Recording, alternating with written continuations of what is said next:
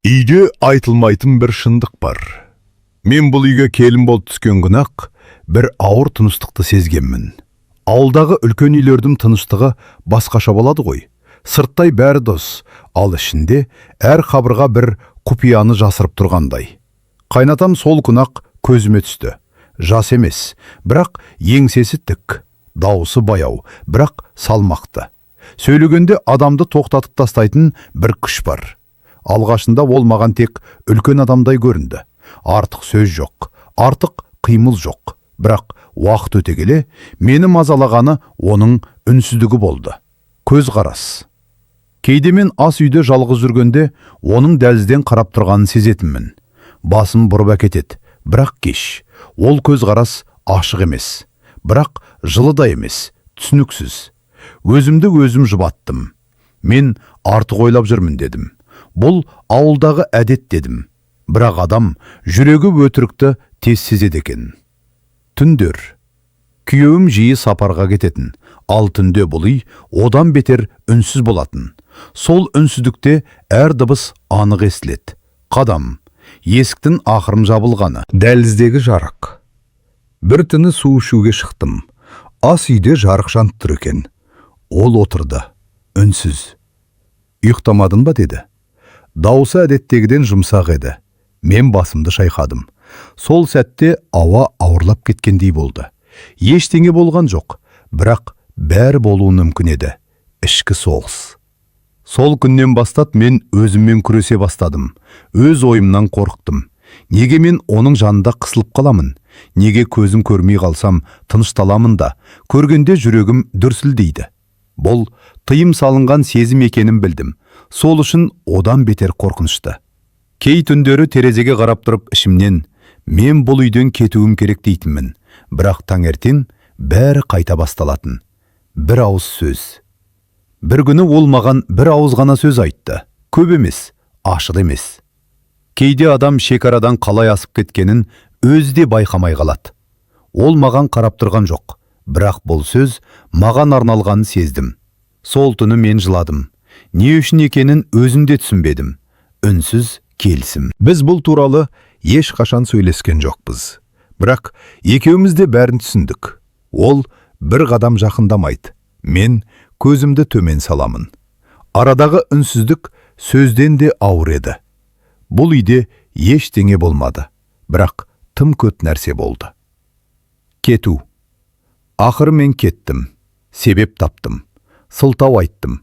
Қайнатам қоштасарда тек аман бол деді. Көзінде бір ауырлық бар еді. Өкініш пе әлде жеңілдік пе білмеймін.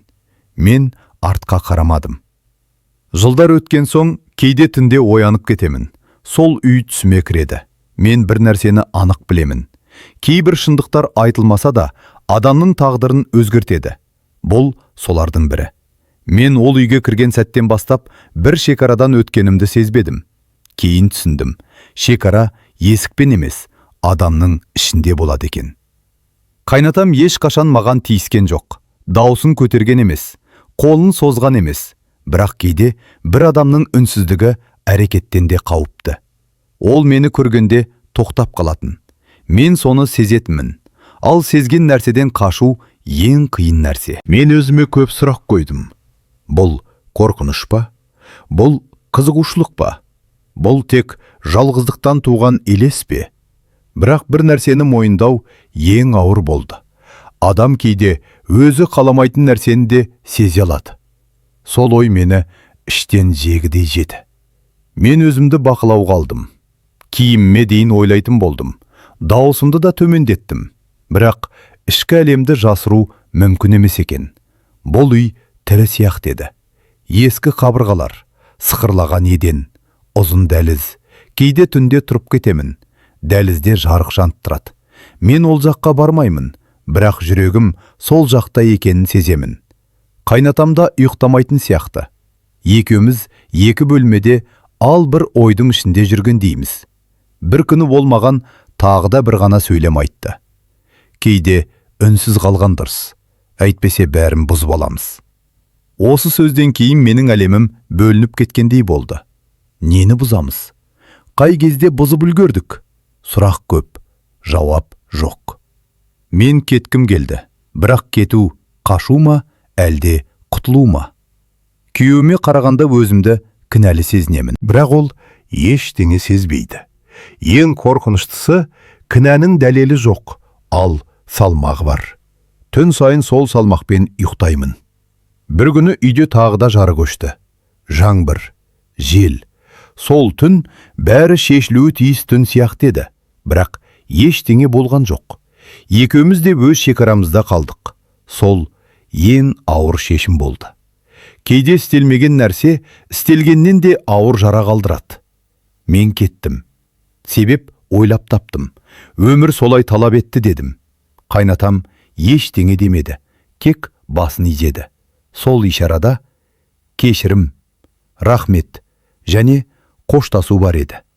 Қазір мен басқа қаладамын, басқа өмір. Бірақ кейде түсімде сол дәлізді көремін, сол жарықты, сол үнсіздікті. Мен енді түсіндім. Бұл әңгіме тыйым салынған сезім туралы емес. Бұл адам өз ішіндегі қараңғыны көріп, онымен күресіп, жеңіп кете ала ма, соның тарихы. Жылдар өтсе де, кейбір үнсіздіктер адамды іздеп табады екен. Бір күні күтпеген қоңырау келді. Ауылдан. Дауысы таныс емес, бірақ айтылған сөз ауыр. Үй бос қалды. Мен бірден қай үй екенін түсіндім. Сол сәтте жүрегім бір сәтке тоқтап қалғандай болды. Мен бармауым керек еді. Бірақ кейде адам өткеннен қашамын деп дәл соған қарай жүріп барады. Үй сол қалпы. Ештеңе өзгермегендей, бірақ мен өзгергенмін. Дәліз бұрынғыдай ұзын емес, қорқынышты емес, тек ауыр. Әр қадам сайын бір естелік тіріледі. Айтылмаған сөздер, басталмаған әңгімелер. Бұл үйде ештеңе болмағанын бәрі біледі, бірақ мен білемін. Бәрі осы үйде басталып, осы үйде қалды. Бір бөлмеде айна бар еді, сол баяғы. Мен оған қарадым, тағы да. Бірақ бұл жолы басқа әйелді көрдім. Қорықпайтын, қашпайтын. Сол сәтте түсіндім. Мен бұл жерге біреумен есеп айырысу үшін емес, өзіммен есеп айырысу үшін келген екенмін. Үстелдің тартпасынан ескі қағаз таптым. Жазылмаған хат. Тек бір сөйлем ғана бар екен. Кейде адам дұрыс болғаны үшін емес, үнсіз қалғаны үшін тірі қалады. Қолтаңбасы таныс еді. Сол хат мені жылатып жіберді.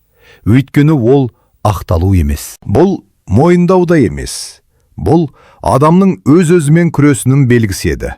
Мен бір нәрсені анық түсіндім.